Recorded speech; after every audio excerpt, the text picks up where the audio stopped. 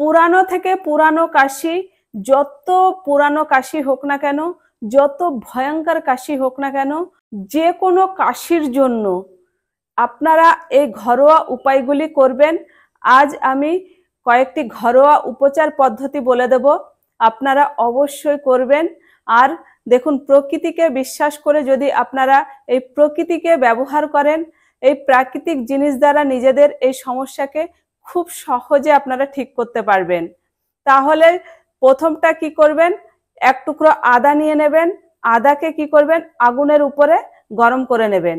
সরাসরি আগুনের উপরে রেখে আদার টুকরোটিকে গরম করবেন।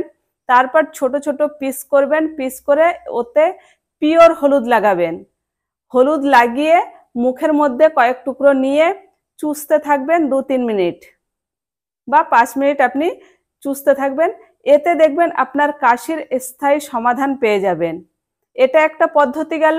আর একটা পদ্ধতি রয়েছে, এক টুকরো যষ্টি মধু নিয়ে নেবেন, এক টুকরো মিশ্রি এবং 2 থেকে 3টে গোলমরিচ। এইগুলোকে মুখে রেখে দিনে 2 থেকে 3 টাইম মুখে রাখবেন এবং চুষতে থাকবেন আস্তে আস্তে। এতেও আপনার যে কোনো ধরনের কাশিতে আপনি আরাম পাবেন। আর একটা পদ্ধতি বলে দিই, সেই পদ্ধতিটা রয়েছে, 1 চামচ বাসক পাতার রস নেবেন, 1 চামচ মধু নেবেন, আর 1 চামচ আদার রস নেবেন। এই 3টেকে একসঙ্গে মিলিয়ে আস্তে আস্তে আপনারা এই 3টির মিশ্রণ যদি আপনারা একসঙ্গে মিলিয়ে একটু চেটে চেটে খান, এতে দেখবেন আপনার যে কোনো ধরনের কাশি হোক না কেন, গলা বসে যাওয়া, গলা খুসখুস করা, গলার স্বর ভেঙে যাওয়া, গলার যত সমস্যা রয়েছে সব সমস্যায় আপনারা উপকার পাবেন। প্রয়োজন হলে এটা আপনারা দিনে 2 থেকে 3 টাইমও নিতে পারেন, 2 টাইম নিলেই যথেষ্ট। এইভাবে যে কটা ঘরোয়া উপায় বলে দিলাম অবশ্যই আপনারা প্রয়োগ করুন। আর আরও একটা অ্যাকুপ্রেশারের পয়েন্টও দেখিয়ে দিই, যেটা আপনারা প্রেশার করলে গলার যে কোনো সমস্যায় উপকার পাবেন। দেখুন, তাহলে অ্যাকুপ্রেশারের পয়েন্টটি রয়েছে আমাদের বৃদ্ধা আঙুলের এই যে নিচে জয়েন্ট রয়েছে, জয়েন্টের ভিতরের দিকে এইভাবে আপনাকে পয়েন্টটিকে ধরতে হবে।